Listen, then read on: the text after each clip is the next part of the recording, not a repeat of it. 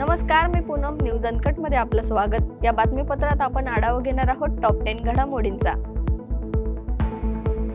मला मंत्रिपद का मिळाले नाही याची निश्चित माहिती नाही, पण ज्याला कुणाला माझं मंत्रिपद काढून घेण्याचा आनंद वाटला त्याला नंतर खंत वाटेल. असं काम करण्यासाठी मी मेहनत घेणार असा विश्वास भाजपचे आमदार सुधीर मुनगंटीवार यांनी व्यक्त केलाय. पक्षाचा मूळ विचार कायम ठेवण्यासाठी काही जणांना बलिदान द्यावं लागतं. मलाही तेच करावं लागलं असं मत मुनगंटीवार यांनी व्यक्त केलंय. पुण्यात एका कार्यक्रमामध्ये बोलताना माजी न्यायमूर्ती बी.जी. कोळसे पाटील यांनी नितीन गडकरी यांच्या समोरच पंतप्रधान पदाबाबत मोठं वक्तव्य केलंय. कार्यक्रमावेळी बोलताना असला खोटारडा पंतप्रधान आमच्यावर बसवण्यापेक्षा तुम्हीच ती गादी का घेत नाहीत असा सवाल त्यांनी मंत्री नितीन गडकरी यांना केलाय. त्यावेळी उपस्थितांमध्ये मोठा उत्साही दिसून आलाय. आमदार सुरेश धस यांनी 2 दिवसांपूर्वी करुणा शर्मा यांच्या वाहनात पिस्तूल ठेवणारे पोलिसच होते असा दावा केला होता. यावर करुणा शर्मा यांनी त्यांचे आभार मानत गुंडशाहीचा पर्दाफाश करण्याची मागणी आमदार सुरेश धस यांच्याकडे केली होती. सुरेश भाऊ, माझ्याकडे खूप पुरावे आहेत, मला तुम्ही वेळ द्या, मी सर्व पुरावे घेऊन तुमच्याकडे येते असं करुणा शर्मा म्हणाल्यात. पिस्तूल ठेवण्यापासून ते जिल्हाधिकारी कार्यालयातील मारहाणीपर्यंतचे पुरावे असल्याचं करुणा शर्मा यांनी सांगितलंय. वाढत्या अपघातांच्या पार्श्वभूमीवर भंडारा जिल्ह्यात शिवशाही बसची तपासणी केली जाणार आहे. या तपासणीनंतर राज्य मार्ग परिवहन महामंडळाकडे अहवाल सादर करण्यात येणार असून त्यानंतर शिवशाही धावणार की थांबणार हे ठरणार आहे. कोयना धरण परिसरात भूकंपाच्या 2 रिश्टर स्केलचा सौम्य धक्का बसल्याचं कळतंय. आज पहाटे 6:57 भूकंपाचा धक्का बसला असून धरणाच्या पूर्वेकडील परिसरात हा भूकंपाचा धक्का जाणवलाय. यामध्ये कोणतीही जीवितहानी झाली नसल्याचं सांगण्यात आलंय. दिल्ली विधानसभा निवडणुकीसाठी भाजपने 29 उमेदवारांची आपली पहिली यादी जाहीर केली आहे.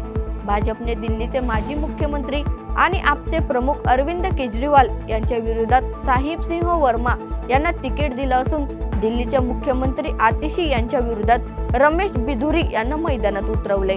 विशेष म्हणजे आपमधून भाजपमध्ये प्रवेश केलेले कैलाश गेहलोत यांना बिजवासन मतदारसंघातून तिकीट देण्यात आले.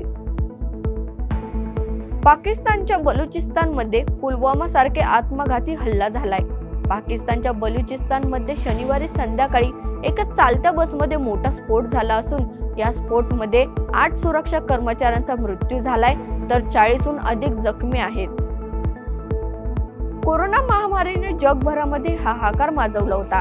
ही भीती अजूनही लोकांच्या मनात गेलेली नसतानाच आता चीनमधून आणखी एक विषाणूची बातमी समोर आली आहे. चीनमध्ये श्वसनाच्या आजारांच्या प्रकरणांमध्ये अलीकडे वाढ होताना दिसतेय. त्यामुळे काळजी निर्माण करण्याची परिस्थिती झाली आहे. यामध्ये मानवी मेटापन्यूमो व्हायरसमुळे होणारे रोग देखील समाविष्ट आहेत.